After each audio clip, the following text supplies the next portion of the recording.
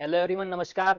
स्वागत है आपका एग्जाम भूमि चैनल पर। मैं आपका दोस्त कुलदीप शर्मा आज लेकर आया हूं मैं आपके लिए ऐसे क्वेश्चंस जो हर नर्सिंग स्टूडेंट, चाहे वो जीएनएम का हो या बीएससी नर्सिंग का हो, जैसे ही वो एडमिशन ले लेता है तो कुछ ही टाइम के बाद जब वो कॉलेज के रंग में घुल जाता है और यूनिवर्सिटी के जो एग्जाम्स होते हैं उसको समझने लगता है, तो उसको कुछ क्वेश्चंस का सामना करना पड़ता है। जैसे ही मैंने क्वेश्चंस यहाँ पर लिखे हैं, और ये किसके लिए, देखो, some questions often asked by nursing students. तो कई प्रकार के, देखो, फर्स्ट ईयर के अंदर जब स्टूडेंट आते हैं ना, तो उनको कुछ अलग करना तकलीफों का सामना करना पड़ता है। सेकेंड ईयर के अंदर कुछ अगली अलग तकलीफों का सामना करना पड़ता है।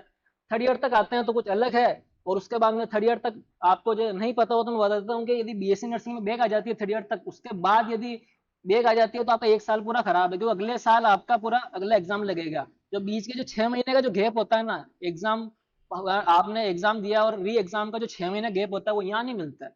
तो कुछ क्वेश्चन है वो देखते हैं अपन। फर्स्ट ईयर के स्टूडेंट जो होते हैं ना, वो कौन कौन से क्वेश्चन का सामना करते हैं, उनके दिमाग में क्या क्या ऐसे विचार आते हैं जब वो फर्स्ट ईयर में आते हैं। पहला तो ऐसा आता है कि वो ट्वेल्थ तक पढ़कर आए हैं। नर्सिंग के बीएससी नर्सिंग में क्या ऑफन है ना, ज्यादातर ज्यादातर क्या इनका यूनिवर्सिटी का रूल्स है कि जो बायोलॉजी से स्टूडेंट पास आउट हो क्या रहा है उससे ही है ना बीएससी नर्सिंग में एडमिशन देते हैं। और जीएनएम के अंदर कोई भी है ना स्ट्रीम का होता है वो एडमिशन ले सकता है। तो बीएससी नर्सिंग के अंदर जब स्टूडेंट आता है तो वो शुरुआत में वो physics chemistry biology Hindi English और ये पढ़ के आता है। और उसके अंदर वो कुछ चीजों में तो रट्टा लगा लेता है, कुछ चीजों में समझ लेता है, कुछ चीजों के अंदर इधर उधर करके वो पास तो हो जाता है और यहाँ पर एडमिशन ले लेता है। अब वो बीएससी नर्सिंग फर्स्ट ईयर में आया, फर्स्ट ईयर में आने के बाद उसने क्या देखा, खूब सारी बुक्स। आप फर्स्ट ईयर से लेकर फोर्थ ईयर तक देखोगे बीएससी नर्सिंग में तो 17 सब्जेक्ट है पूरा। अब यदि अभी कुछ यूनिवर्सिटी का नोटिफिकेशन आया है, कुछ चेंजेस हुए हैं इसके अंदर, तो लगभग वही 15-16 सब्जेक्ट, आपको 17 सब्जेक्ट 19 सब्जेक्ट तक भी आपको देखने को मिल सकता है। तो उसके अंदर क्या है, देखो, कुछ स्टूडेंट्स को ना कौन कौन से क्वेश्चन फर्स्ट ईयर के अंदर जब आते हैं तो उनको फेस करने पड़ते हैं। पहला कि how to understand syllabus. Syllabus है कहाँ, कहाँ से देखे सिलेबस को, सिलेबस समझ में नहीं आएगा यूनिवर्सिटी पर। कि आप साइट पर जाओगे तो वहां पर सिलेबस को मेंशन करने करने में आपके पूरा एक ईयर निकल जाएगा, आपको पता नहीं लगेगा सिलेबस है कहाँ से। तो उसके लिए आपको क्या करना है कि मार्केट के अंदर हर ईयर की सोल्ड पेपर्स आते हैं, उस सोल्ड पेपर्स को आप लेकर आओ। और उस सोल्ड पेपर के पहले ही पेज पर आपको पूरी उस जो भी आपका ईयर है उस ईयर का आपको सिलेबस देखने को मिल जाएगा। उस सिलेबस को आप ध्यान से देखो। तो उस सिलेबस को अंडरस्टैंड कैसे करें, सिलेबस को तो देख लिया, सिलेबस को तो आपने पहले भी देखा होगा 11th 12th में, और नहीं भी देखा होगा क्योंकि उसके अंदर तो स्पेसिफिक किताबें होती है। उन किताबों को पहले लेसन से पढ़ना स्टार्ट करते हैं और आखिरी लेसन तक अपन पढ़ते चले जाते हैं। जो याद हुआ ठीक है, नहीं तो कुछ बिना नोट्स से देख लेते हैं, कुछ और किसी तरीके से देख लेते हैं। लेकिन बीएससी नर्सिंग में ये इस प्रकार का खेल नहीं चलता है। इसके अंदर क्या है, देखो, इसको अंडरस्टैंड कैसे करें। आप सबसे पहले सोल्ड पेपर लेकर आओ ईच ईयर के। क्योंकि देखो, यदि आपको रणभूमि के अंदर अच्छा खेलना है ना, तो आपको मन भूमि में उससे बेहतर करना होगा, जब भी आप खेल पाओगे। नहीं तो आपका रणभूमि में बहुत ज्यादा खून बहेगा। तो उसके लिए क्या करना है, आपको जैसे फर्स्ट ईयर का एक को एग्जाम देना है। तो सबसे पहले अपन देखते हैं कौन कौन से ऐसे क्वेश्चन है जो ना फर्स्ट ईयर के स्टूडेंट को फेस करने पड़ते हैं। उसके बाद में एक एक क्वेश्चन को लूंगा और उसको आपको समझाऊंगा कि क्या इसके पॉसिबल सॉल्यूशंस हो सकते हैं। बाकी ये जो सारे जो सॉल्यूशंस हैं वो और स्टूडेंट की कैपेसिटी पर डिसाइड करते हैं। लेकिन मैं लगभग जो स्टूडेंट्स की कैपेसिटी एक नॉर्मल, सबको स्टूडेंट को नॉर्मल मानते हुए मैं इस चीज को मैं पढ़ाऊंगा और आपको बताऊंगा क्या इसका पॉसिबल सॉल्यूशन हो सकता है। देखो, पहले तो इसमें मैंने क्वेश्चन लिखा है फर्स्ट ईयर के स्टूडेंटों को क्या क्या दिमाग में प्रश्न आता है। पहला आता है कि हाउ टू अंडरस्टैंड सिलेबस। दूसरा, कैसे पढ़े, इतनी सारी बुक्स हैं, इतनी बड़ी बड़ी बुक्स हैं, और बुक्स भी बीएससी बुक्स के ऊपर भी बीएससी नर्सिंग नहीं लिख रखा है, उसके ऊपर लिख रखा है एनाटोमी एंड फिजियोलॉजी रोजल विंसन। मतलब इसको भले एमबीबीएस भी पढ़ सकता है, डीएमएलटी वाला भी पढ़ सकता है, फार्मा वाला भी पढ़ सकता है, नर्सिंग वाला भी पढ़ सकता है, जीएनएम वाला भी पढ़ सकता है। आम आदमी किसी को एनाटॉमिक नॉलेज लेनी है तो वो भी पढ़ सकता है, उसके ऊपर कहीं मेंशन नहीं होता है। कुछ स्पेसिफिक बुक्स आती है जिनके ऊपर मेंशन हो सकता है। तो दूसरा क्वेश्चन होता है फर्स्ट ईयर के स्टूडेंट के दिमाग में कि कैसे पढ़े। तीसरा आता है कि इंग्लिश नहीं आती, हिंदी मीडियम से हो। ज्यादातर बीएससी नर्सिंग के स्टूडेंटों को ये दिक्कत देखने को मिलेगी, क्योंकि अपनी जो स्टेज है ना, जिस जैसे 2000 सन के बाद के जितने भी स्टूडेंट है, अभी तो इंग्लिश मीडियम बहुत सारी है ना, राजस्थान के अंदर भी हिंदी मीडियम, ये इंग्लिश मीडियम स्कूल से है ना गवर्नमेंट ने ओपन की है। लेकिन वो जो ओपन किए ना, वो स्टूडेंट आर्ट्स एडमिशन लेंगे, लेकिन उनका नतीजा लगभग 6 से 8 साल बाद देखने को मिलेगा। जब वो ना बीएससी नर्सिंग में आएंगे तो उनको फायदा मिलेगा। लेकिन अपन जिस स्टेज में है ना, उस स्टेज के अंदर आज भी हिंदी मीडियम के स्टूडेंट 90% है बीएससी नर्सिंग के अंदर। और जीएनएम के अंदर भी आज कहीं कहीं इंग्लिश का प्रचलन शुरू हो चुका है। तो उसके अंदर इंग्लिश नहीं आती, हिंदी मीडियम से हो तो निराश होने की कोई जरूरत नहीं है। हिंदी मीडियम से होना तो आपको एक चीज है ना देख के बहुत खुशी होगी कि इसके अंदर ज्यादातर जो स्टूडेंट्स होते हैं वो हिंदी मीडियम के ही इसमें ना पास हो रहे हैं। इंग्लिश मीडियम के जो स्टूडेंट्स होते हैं, मैं मेरा खुद का पर्सनल एक्सपीरियंस बताता हूँ कि जितने मैंने स्टूडेंट्स को देता हूँ ना जो इंग्लिश मीडियम से है, वो साल भर ये सोचते रहते हैं कि मैं तो इंग्लिश मीडियम से हूँ, मुझे तो क्या है, मुझे तो कोई तकलीफ नहीं है, तो लास्ट में जाके जैसा कि 12th तक पढ़ा है वैसा पढ़ लूंगा और पास हो जाऊंगा। और हकीकत में जब उनका रिजल्ट आता है तो पता लगता है कि फेल ही वो हुए हैं। तो उसके अंदर क्या देखने को मिलता है कि जैसे कि सेकंड अपन ने देखा इंग्लिश नहीं आती, हिंदी मीडियम से हूँ, अगला है बैक ना आ जाए उसके लिए क्या करूँ, ये क्वेश्चन भी दिमाग में आता है कि बैक ना आ जाए उसके लिए क्या करना चाहिए। अगला है मटेरियल खूब सारा है, कैसे याद करें वो भी इंग्लिश में। मटेरियल तो खूब सारा है, वो कैसे याद करें, वो भी इंग्लिश के अंदर मटेरियल है। छठा क्वेश्चन जो दिमाग में आता है वो आता है रट्टाफिकेशन कर लूं क्या, जैसे 12th तक किया।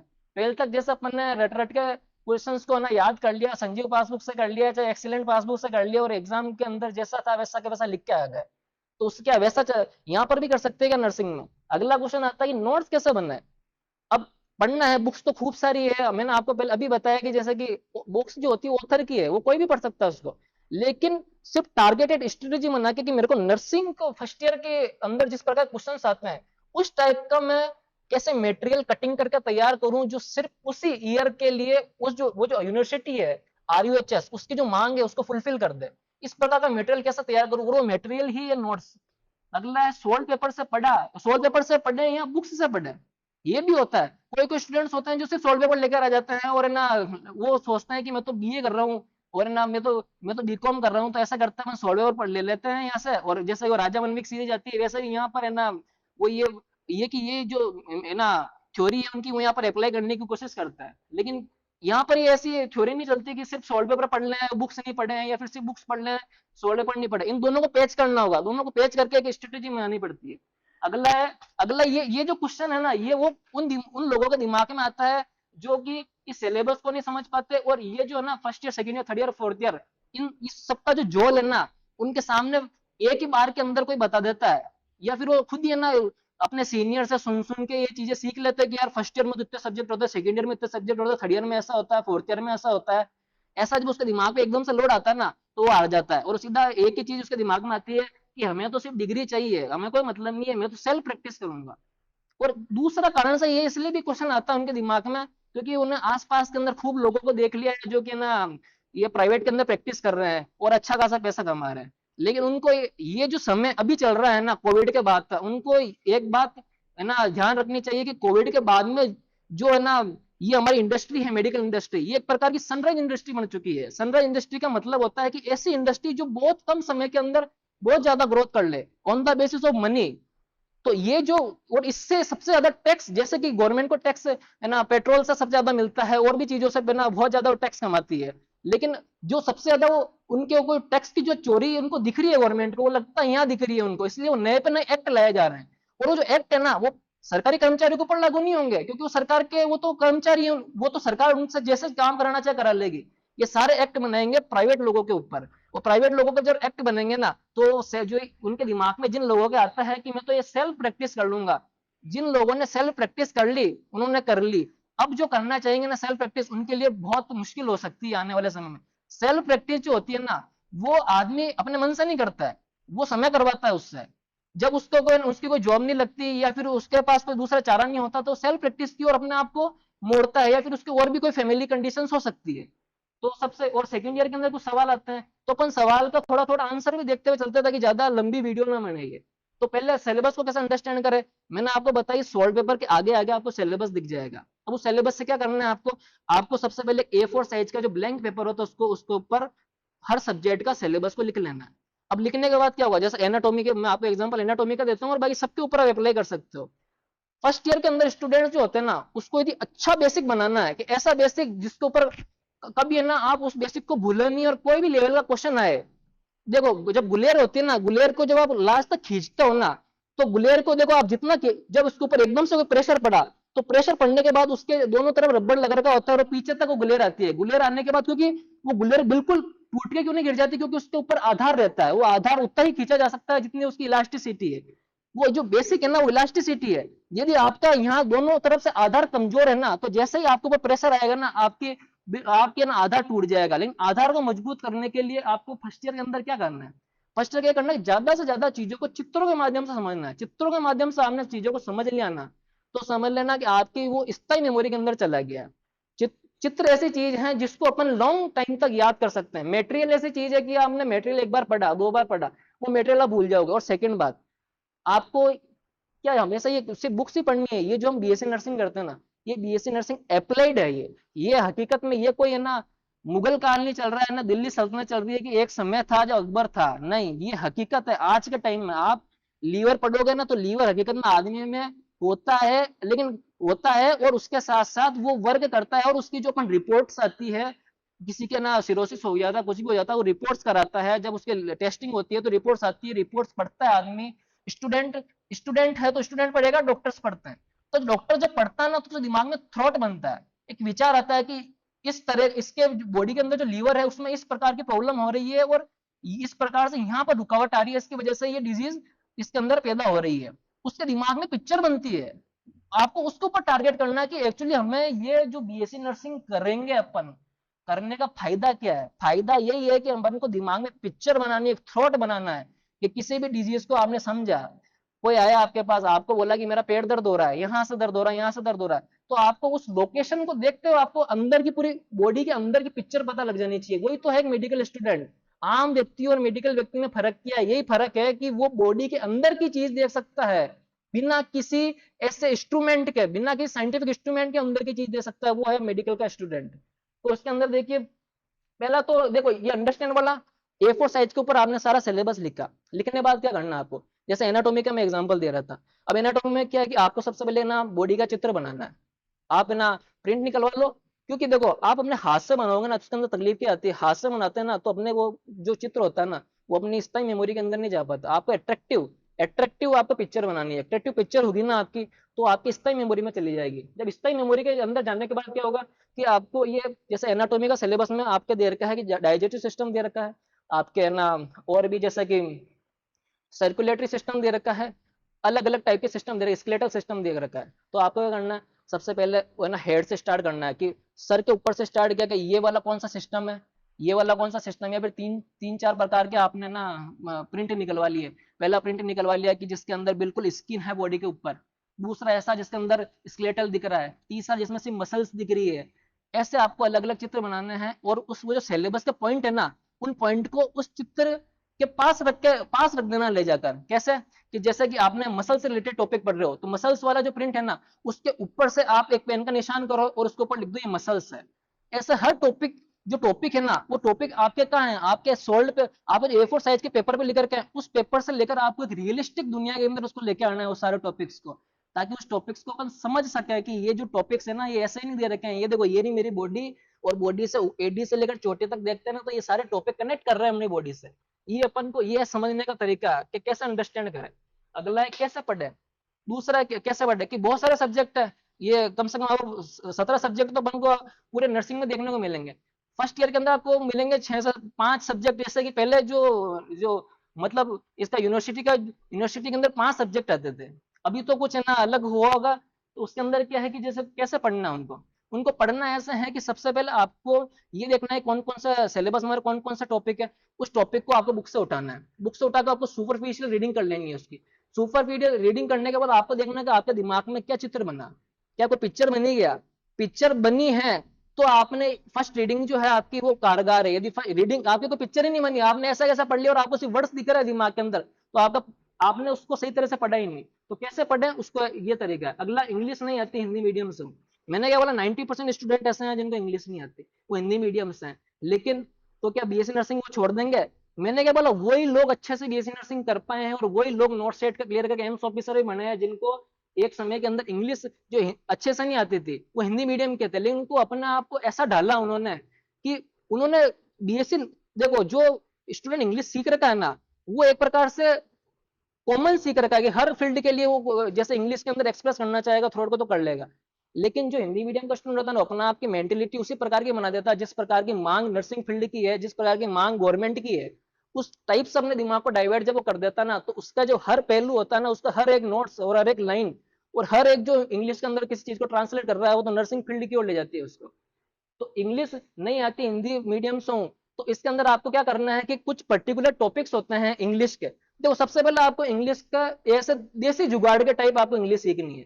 देसी जुगाड़ के टाइप आपने इंग्लिश सीख ली, उसके बाद आपको प्रोफेशनल इंग्लिश, तो देखो प्रोफेशनल इंग्लिश यदि आप ये सोचते हो कि मैं प्रोफेशनल इंग्लिश सीख लूं जैसे अंग्रेज बोलते हैं, या फिर जो एकदम आप जो भी आपके दिमाग में आ रहा है वो धड़ल्ले से आप एक्सप्रेस कर दो, तो ऐसे इंग्लिश कोई भी फील्ड की, बीएससी नर्सिंग में आप ये सोचते हो कि मैं कोई भी फील्ड के अंदर कैसे भी नॉलेज हो मैं धड़ल्ले से एक्सप्रेस कर दूं इंग्लिश में, तो उसके लिए तो 5 साल भी कम पड़ेंगे आपको। और 5 साल भी कम पड़ेंगे, और सेकेंड बात है ना, बीएससी नर्सिंग भी आपको हो सकता है छोड़नी पड़ जाए, क्योंकि ये स्ट्रेटेजी नहीं है बीएससी नर्सिंग, क्योंकि आपकी जो नींव है वो इंग्लिश मीडियम में नहीं पड़ी है, आपको एज ए बीएससी नर्सिंग आप कर रहे हो, इसके लिए आप इंग्लिश सीखना चाह रहे हो, तो वो आपको थ्रोट होता है। आप स्पोकन इंग्लिश सीखते हो ना, तो उनको जाके आप कभी पूछना कि आप, मैं जो मेरे दिमाग में एक्सप्रेस आ रहा है, जो थ्रोट आ रहा है, जैसा आ रहा है, क्या मैं उसको लिख लूंगा, वो बोलेगा नहीं, मैं डेली स्पीकिंग के लिए पढ़ा रहा हूँ ये कोर्स, ये जो 30 दिन का 60 दिन का कोर्स है ना डेली स्पीकिंग के लिए, वो भी ये गारंटी नहीं लेता है कि ये जो कोर्स पढ़ने के बाद आप मेरे यहाँ से पढ़ो और आप कोई भी ना थ्रोट को एक्सप्रेस कर लोगे। तो ये जो जिसकी नींव इंग्लिश मीडियम से नहीं पढ़ी है ना, तो वो अपने स्ट्रेटेजी सिर्फ नर्सिंग फील्ड के लिए बना है, ताकि नर्सिंग फील्ड से रिलेटेड कोई भी क्वेश्चन है या मेडिकल फील्ड से रिलेटेड कोई क्वेश्चन है तो उसको मैं इंग्लिश के अंदर कैसे एक्सप्रेस करूं, तो उसके लिए आपको इंग्लिश सीखनी है। और उसके लिए सबसे पहले एक देसी जुगाड़ है, इस ये जो इंग्लिश, ये जो पर्टिकुलर टॉपिक है ना ये वाला, इसके लिए मैं आपको एक अलग से वीडियो लेके आऊंगा, क्योंकि ये एक लंबी वीडियो बनेगी। इस वीडियो के अंदर आपको बिल्कुल, मैं ये कहता हूँ कि मैंने खुद ने इस प्रकार से सीखी, मैं खुद हिंदी मीडियम का स्टूडेंट था, और आज मेरे को ये स्थिति है कि हिंदी मीडियम से मेरे को कोई ना वर्ड बोल देता है तो मेरे को इतना अच्छा समझ में नहीं आता, तो इंग्लिश मीडियम से समझ में आता है। तो ये वाली जो है उसकी अलग से वीडियो बनाएंगे। देखना आ जाए उसके लिए क्या करें, देखना आ जाए उसके लिए करना है कि स्ट्रेटेजी आपकी जो राइट स्ट्रेटेजी होनी चाहिए हर ईयर के लिए। 17 सब्जेक्ट है इसके अंदर, और स्ट्रेटेजी कितनी है, 17 स्ट्रेटेजी होती है, हर सब्जेक्ट को पास करने की अलग स्ट्रेटेजी है। ये कॉमन स्ट्रेटेजी कभी काम नहीं आएगी आपके कि किसी व्यक्ति ने बता दिया कि क्या ना सॉल्व पेपर को पढ़ ले, याद कर ले, ऐसा कर ले, वैसा कर ले, कर ले पर्टिकुलर सब्जेक्ट में कर ले, पर्टिकुलर सब्जेक्ट में ये काम कर सकती है स्ट्रेटेजी, हर सब्जेक्ट में काम नहीं करेगी स्ट्रेटेजी। तो ये स्ट्रेटेजी क्या होनी चाहिए, पर्टिकुलर सब्जेक्ट सब्जेक्ट के ऊपर हम वीडियो लेके आएंगे, उसके अंदर बताएंगे कि इसकी स्ट्रेटेजी क्या होनी चाहिए। अगला, मेटेरियल खूब सारा है, कैसे याद करें, और वो भी इंग्लिश में है। मेटेरियल तो खूब सारा है, लेकिन स्ट्रेटेजी राइट होगी तो उस मेटेरियल को कटिंग कर लोगे आप, जो बीएससी नर्सिंग में पूछ रहा है उसकी कटिंग हो जाएगी। और जब आपके पास बीएससी नर्सिंग के लिए जो मेटेरियल वहां पे लिखना क्या हो, जैसा आपके आपके 500 ना पेज की किताब है, 500 पेज की किताब में से बीएससी नर्सिंग के लिए जो आपके नोट्स बनेंगे ना, यदि आपने कटिंग कर ली उसकी, तो नोट्स कितने बनेंगे, नोट्स बनेंगे 100 पेपर के। वो 500 जो 400 पेपर है ना, वो आपके बीएससी नर्सिंग के लिए नहीं है, वो जो 400 पेपर है वो और भी दूसरे फील्ड के एग्जाम हो सकते हैं उनके लिए हो सकता है। रट्टाफिकेशन कर लू जैसा कि 12th तक किया। देखो ये वाला जो क्वेश्चन है ना, इसका सेकंड ईयर के अंदर पहले नंबर पे आपको क्वेश्चन दे रखा है, उसी से इसका आंसर मिल जाएगा, तो उसको आगे देखेंगे अपन। नोट्स कैसे बना है, स्ट्रेटेजी से, राइट स्ट्रेटेजी से बना है। सोल्ड पेपर से पढ़े या बुक से पढ़े, ये जो क्वेश्चन है ना, जब क्या होता है कि जब स्टूडेंट फर्स्ट ईयर में जाता है, फर्स्ट ईयर में जाने के बाद क्या होता है कि टीचर वीचर से ना वो पूछता है कि क्या पढ़ना चाहिए क्या नहीं पढ़ना चाहिए, सर एग्जाम आने वाले हैं और है ना किताब पढ़ने का तो समय नहीं है, किताब से कुछ समझ में भी नहीं आ रहा है सर, ऐसा है वैसा। तो टीचर सीनियर जो होते हैं ना, वो उनको बोलते हैं सॉल्व पेपर लेकर जा, सॉल्व पेपर से सारे क्वेश्चन आ जाते हैं, सॉल्व पेपर सारे क्वेश्चन आ जाते हैं, उन क्वेश्चन को रट लेता है। रटने के बाद वहां जाता है ना जब, तो यूनिवर्सिटी है ना हर बार 5 क्वेश्चन आएंगे, 5 में से जो 3 क्वेश्चन होंगे ना, आपको ऐसा लगेगा कि सॉल्व पेपर में से आए हैं, लेकिन 2 क्वेश्चन जो होंगे ना, वो ऐसा लगेगा कि आपको ये सॉल्व पेपर से नहीं है ये। और जो 3 क्वेश्चन भी होंगे ना, वो एक्यूरेट नहीं होता है, वो हल्का हल्का सॉल्व पेपर का टच करते हुए बनाया जाता है क्वेश्चन। तो जब आप सॉल्व पेपर से रट गए किसी चीज को, आपने वहां पे लिख दिया, अब वो जो 2 क्वेश्चन हो रहा है उसको आप लिख ही नहीं पाए। बीएससी नर्सिंग के अंदर हर चीज, हर सब्जेक्ट में एक अटेम्प्ट में आपको पास करना है ना, तो जितने क्वेश्चन आते हैं ना, पूरे के पूरे क्वेश्चन आपको अटेम्प्ट करने पड़ेंगे। यदि आप अटेम्प्ट नहीं कर पाते हो क्वेश्चन, तो समझ लेना कि रिजल्ट बेकार आने वाला है, पहले से तय कर लेना। अगला है कि हमें तो सिर्फ पास होना है, इसका मैंने जवाब पहले दे दिया आपको। अब सेकंड ईयर के अंदर देखो, बेक आ गई है, पहले ही आ जाता है बेक आ गई, क्योंकि फर्स्ट ईयर तक तो उसको पता नहीं लगता, फर्स्ट ईयर के अंदर क्या वो एग्जाम दे के आएगा, पहले तो वो कहता है कुछ नहीं होता यार, देखेंगे यार आती होगी लोगों के, बेक हमारा थोड़ी आएगी। सेकंड ईयर में आता है जब पता लग गया कि यार मेरी भी आ गई बेक, तो जब बेक आ गई तो क्या करना है, तो अब ये क्या करना है, क्यों आई बेक, उसको ध्यान में देना है। ये नहीं है कि आपको ना दुखी होकर बैठ जाना, यार मैं तो बेक आ गई यार, अब तो मेरे लगता है मेरे साथ तो नर्सिंग हो गई नहीं। कोई कोई ऐसे, कोई कोई नहीं, ज्यादातर लोग ऐसे भी मिलेंगे जो कहता है मेरे तो 5 सब्जेक्ट थे, 5 में बेक है मेरे तो मैं क्या फेल लू बिल्कुल नहीं। तो बात है कि उनकी स्ट्रेटेजी सही नहीं थी, सेकंड बात उन्होंने पढ़ा ही नहीं, तीसरी बात है देखो स्ट्रेटेजी गलत होना भी बिल्कुल 5 में बेक आने की निशानी नहीं है, आपने बिल्कुल ही नहीं पढ़ा इसका मतलब। तीसरा है कि आपको समझ में ही नहीं आ रहा है कोई मटेरियल, आप पढ़ रहे हो, आपके दिमाग में पिक्चर ही नहीं बन रही है, आप सिर्फ वर्ड को ऐसे ही गड़ा जैसा पढ़ते जा रहे हो, पढ़ते जा रहे हो, कोई मतलब ही नहीं उसका। अगला, रट कर गया था एग्जाम में, बैठते ही सब भूल गया, ये रटने वाले लोग, ये बोलता है ना, जिसको इंग्लिश नहीं आती, हिंदी मीडियम से, जिन्होंने फर्स्ट ईयर के अंदर जिनको मेहनत करनी चाहिए थी इंग्लिश के अंदर, उन्होंने मेहनत की नहीं उस समय में। अब आ गए वो कि ना कि कोई बात नहीं, रट के पास हो जाएंगे, 12th तक भी तो हुए हैं। रटने में क्या होता है कि वो वर्ड टू वर्ड याद कर लेता है, वैसे के वैसे एक ले मेथड से याद कर लेता है, कि जैसे मैंने पहला वर्ड पकड़ लिया ना, तो अब उसी के ले के अंदर मैं चलता चला जाऊंगा, आगे चलता चला जाऊंगा और सब चीजें याद कर लूंगा। तो ये जो चीजें होती है ना, जैसे ही एग्जाम में बैठता है ना, तो उस प्रेशर में आते ही वो सारी ले जो होती है ना, वो बेले हो जाती है और वो भूल जाता है वो सारी चीजें। अब वो बस है ना, मुंह के अंदर बस ऐसे इशारे करता रहता है, ऐसा ऐसा करता रहता है सिर्फ वो। अब उसको कुछ याद नहीं आता वहां पर, और वो फिर क्या हो जाता है, वो फेल हो जाता है फिर, क्योंकि ना वो रट के गया था, रट के गया तो रटने वाला मटेरियल तो उसको आ नहीं रहा। सेकंड बात है, वो मन से कुछ लिखना चाहे तो मन से क्या लिखेगा, उसने उस मटेरियल को भी समझा ही नहीं ना, उसको इंग्लिश में एक्सप्रेस करना आता अपने थ्रोट, दोनों ही काम नहीं आते, तो कुछ नहीं है, फिर वो बेटा रहेगा वैसे ही। एक वो जो क्वेश्चन दे रहेगा ना, उसी को 10 बार लिख देगा नीचे, लोगों को बताने के लिए कि मैं भी कुछ लिख रहा हूँ। अगला क्या करेगा, अगला क्या, देखो क्वेश्चन जो लर्न किया एग्जाम में ही नहीं आया। ये कब हुआ, जब ये हुआ कि कुछ को जो है ना, होशियार लड़के ऐसे होते हैं जो है ना अपने आप को समझते हैं कि बहुत ज्यादा डोड होशियार हो, और वो फर्स्ट ईयर के अंदर, सेकंड ईयर के अंदर जब भी आते हैं ना, तो वो चाहते हैं कि मैं सिर्फ बुक से ही पढ़ूंगा, मैं तो सिर्फ बुक से पढ़ूंगा और आगे एकदम है ना, एक एक टॉपिक को अच्छे से क्लियर करूंगा। मैं क्लियर करने के बाद क्या करूंगा, मैं उसके बाद जो भी क्वेश्चन आएगा उसको सोल्व कर दूंगा। जब वो वहां पे जाके देखता है ना, तो उसके दिमाग में क्लियरिटी जो होती है ना, वो कुछ ज्यादा ही क्लियर कर लेता है। क्लियर करने के कारण जो थॉट वहां पे एक्सप्रेस करने चाहिए थे, जितने वर्ड्स में करने चाहिए थे, वो वर्ड्स उसके दिमाग में नहीं आते। वो दिमाग में नहीं आने के कारण क्या होता है, जो लर्न किया एग्जाम, उसको ऐसा लगता है कि यार ये मेरे को आता है कि नहीं आता है एग्जाम, ये जो क्वेश्चन आ रहा है लगता है मेरे को आता है, मैंने कहीं ना कहीं पढ़ा है, लेकिन मेरे को दूसरी तरफ से कंफ्यूजन भी हो रहा है कि शायद मैंने इसको नहीं पढ़ा हुआ कभी, क्योंकि वो इतना ज्यादा वास्ट मटेरियल पढ़ लिया उसने, उसकी कोई राइट स्ट्रेटेजी नहीं थी।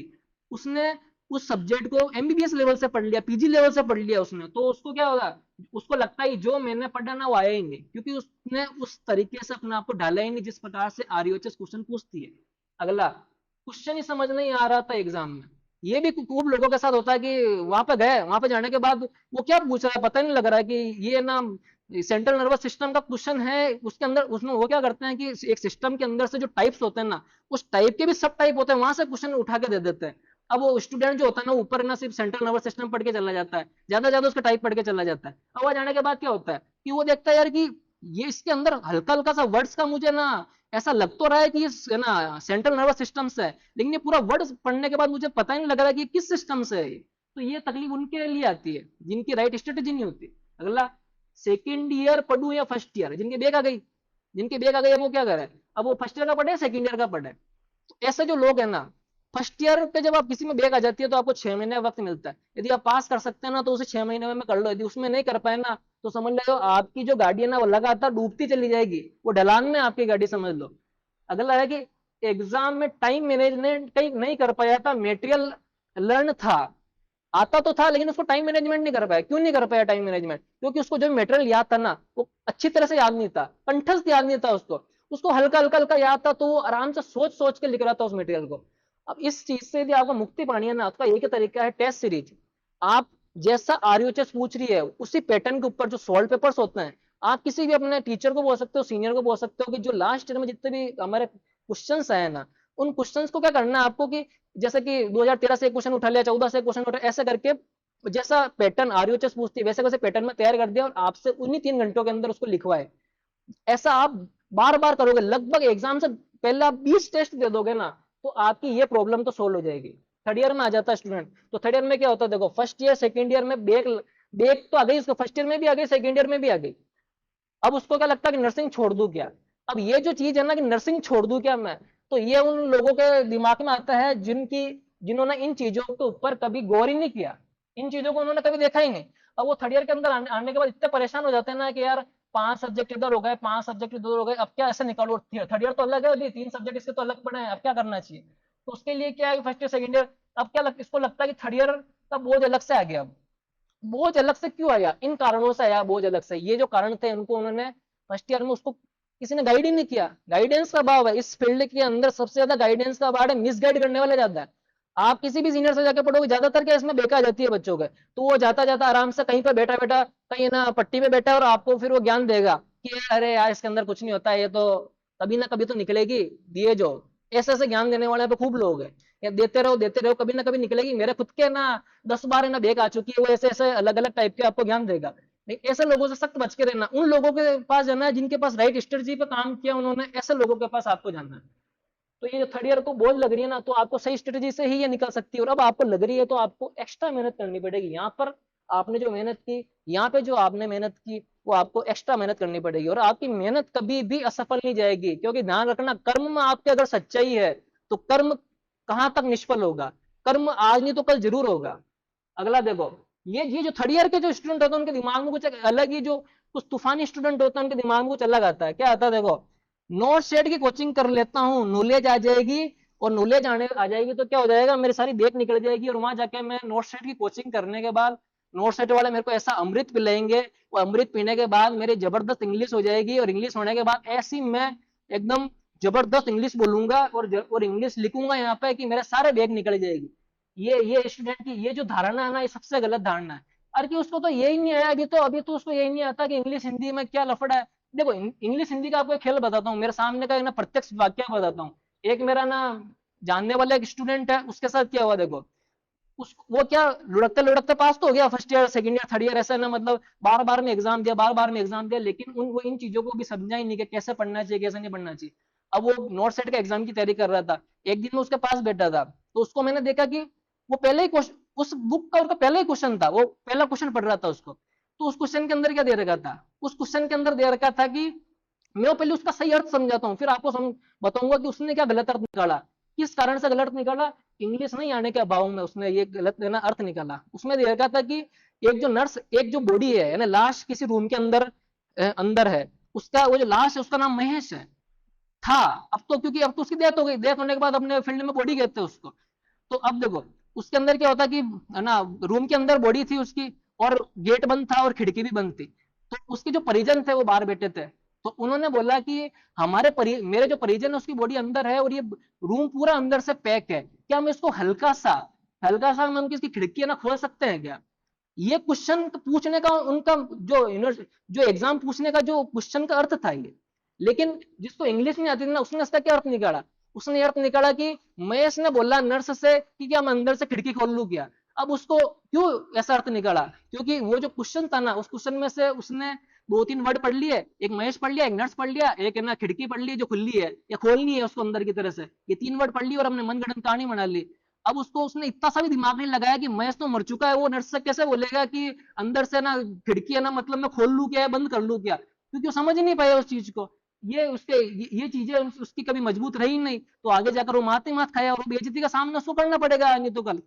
उसके बाद क्या होता है देखो, नोट सेट कोचिंग, ये वाला जो धारणा ना, ये इसका जो आंसर है ना, ये अगले अगले इस स्लाइड के अंदर है देखो।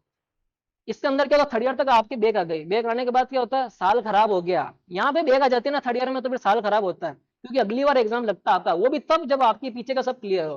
तो साल खराब हो गया, फोर्थ ईयर का एग्जाम नेक्स्ट ईयर लगेगा अब तो। अब क्या करे, तो कोई दिमाग लगा, ज्यादा दिमाग स्टूडेंट क्या करते हैं, तो नोट सेट की तैयारी कर लेता हूँ यार। नोट सेट की तैयारी करनी चाहिए, लेकिन किन स्टूडेंटों को करनी चाहिए। कुछ स्टूडेंट ऐसे होते हैं जिनके 5 से ज्यादा बैक है, पीछे वाला जो एरिया ना, इसमें 5 से ज्यादा बैक है। वो जो स्टूडेंट है ना, उनको बिल्कुल इसकी तैयारी नहीं करनी चाहिए, जो 5 से ज्यादा इनकी बैक है। किन स्टूडेंटों को करनी चाहिए, जिनके 1 से 2 बैक है।